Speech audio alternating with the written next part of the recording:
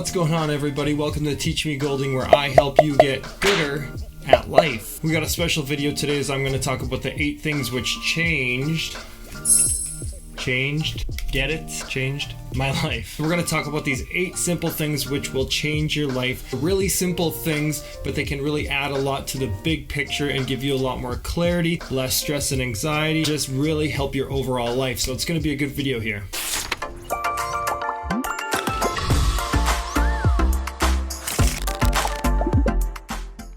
There's a famous YouTuber named Matt D'Avella, and he did a YouTube video called 10 Simple Things Which Changed His Life. I didn't want to overextend, so I want to show you my top 8 things which actually helped me out. And these things are hopefully going to inspire you to change a few things about your life and give yourself a gooder life. I really want to thank each and every one of you for gingerly flicking that like button and turning it blue, because it's actually been working. Cool. It's been helping me get found in the YouTube algorithm. Some of my videos are starting to pop off a little bit, and that's thanks to you. So I just want to give you a pat my camera on the back and thank you. So continue to drop comments down, continue to hit those like buttons, because that really helps me and it means a lot to me and it keeps me motivated. So the first small thing that I did was I started to create lists. And I already know what you guys are thinking, especially you husbands out there. You're like, oh, not another list from my wife. Shut up! Lists actually help you feel accomplished. When you make a list, you cross things off.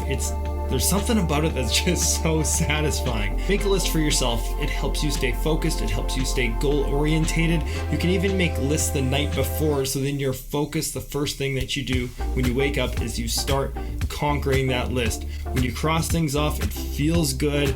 You actually get way more stuff done during the day. This is going to create a culture of really good habits for you that is going to extend throughout your life. Make lists.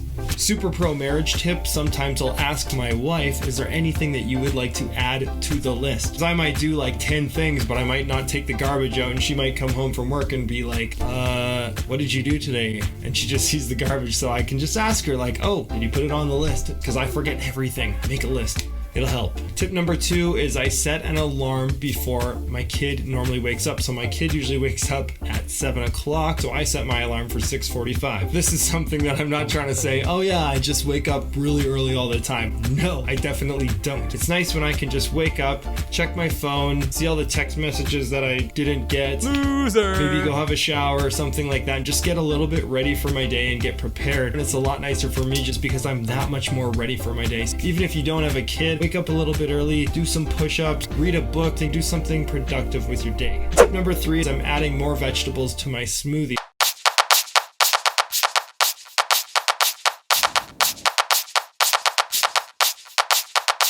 So I'm just adding generally more spinach, which actually doesn't really taste different, but it looks grosser. Starting the day off right with more vegetables is something really good for me, because I generally don't eat super healthy throughout the day. So if I can start the day off right, that's only going to just help me get more energy for the rest of the day. If you guys haven't seen my video on my daily breakfast smoothie, I'll leave a link right here. Tip number 4 is I keep a water bottle and I try and hydrate a lot more. Statistics show that if you actually have a water bottle, you're more likely to drink more water. There's actually some people that carry like massive water bottles and they just like try and drink basically like a milk jug of water throughout the whole day. If you don't want to look like an idiot and create social suicide, you might just want to get a water bottle. You look a lot less dorky. Get a water bottle. Drink more water. It's really good for you. It detoxifies your body. It cleans your body out. It's good for your skin. It's good for everything. Also, if you drink more water, you're less likely to be snacking and eating unhealthy foods, which is definitely a guilty pleasure of mine.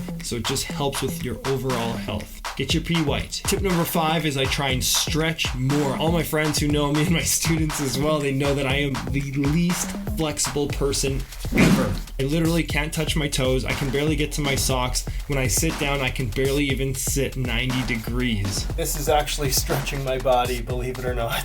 So something that I've been doing is just sitting whenever I'm watching TV and I'm trying to sit 90 degrees or touch my toes or do some basic stretching while I sit, or when I'm playing with my daughter. As you can see here, she's in the dryer and I still can't even touch my toes and I can barely sit 90 degrees. How awkward. This is definitely not something that's comfortable to do, but it's going to help with my long-term overall health. And if I continue to do this 10 to 20 minutes a day while I'm doing things that I would normally do anyways, well, I can kill two things at once.